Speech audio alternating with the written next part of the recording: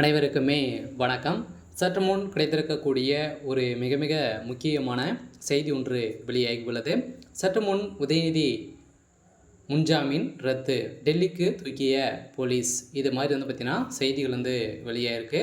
So Udhayanidhi Stalin ஏற்கனவே பார்த்திங்கன்னா இந்த அண்ணா பல்கலைக்கழகத்தில் நடந்த பாலியல் தொந்தரவின் அடிப்படையில் சொதரடியாக உதயநிதி பேரும் அதே மாதிரி உதயநிதியுடைய மகன் இன்பநிதியுடைய பேரில் பார்த்தீங்கன்னா பேர் அடிபட்டிருந்து இவருடைய நண்பர்கள் தான் இது செஞ்சுருக்காங்க. இவர்களுக்கு இதில் தொடர்புகள் இருக்குது அப்படின்ற மாதிரி நிறைய வழக்கு பதிவுகள் உதயநிதி மீது குற்றச்சாட்டுகள் இருந்தது. ஏற்கனவே பார்த்தீங்கன்னா சனாதன வழக்கின் மூலமாகவும் இவர் மீது எக்கச்சக்கமான வழக்குகள் இது வரைக்குமே இருந்திருக்கு இல்லையா. ஸோ துணை முதல்வர் ஆனதுலேருந்தே ஒரு மிகப்பெரிய வழக்கு பதிவுகள் பார்த்திங்கன்னா சம்பாதிச்சிருக்காரு.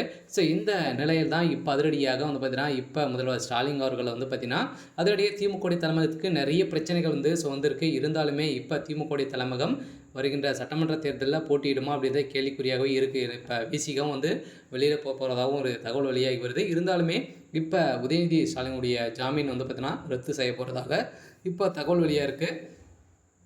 ஸோ இதை பற்றி இந்த வீடியோவில் நம்ம முழுமையாக பார்க்கலாம். ஸோ அதுக்கு முன்னாடி நம்ம சேனலுக்கு இப்போ தான் நீங்கள் முதல் முறையாக வந்திருக்கீங்க அப்படின்னா மறக்காமல் நம்மளுடைய சேனலை சப்ஸ்கிரைப் பண்ணி சப்போர்ட் பண்ணுங்கள். ஸோ வாங்க வீடியோக்குள்ளே போகலாம்.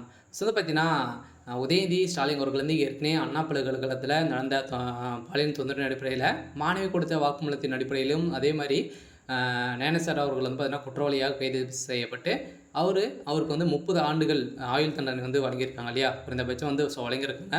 ஸோ இது நிரந்தரம் அப்படி இல்லை. ஸோ இருந்தாலும் பார்த்தீங்கன்னா இப்போ அவர் கொடுத்த வாக்குமூலத்தின் அடிப்படையில் திமுக தலைமை ஆளுங்கட்சியாக இருக்கக்கூடிய காரணத்தின் அடிப்படையில் நிறைய விதத்தில் அவங்க தப்பித்த ஒரு நிலை தான் இப்போ அதிரடியாக நீதிமன்றமே பார்த்தீங்கன்னா தாமாக முன் உதயநிதியுடைய ஜாமீன் ரத்து செஞ்சுருக்காங்க. இதில் பார்த்தீங்கன்னா இன்று காலை பார்த்தீங்கன்னா அதிரடியாக உதயநிதி ஸ்டாலின் கைது செய்யப்பட்டிருக்காரு.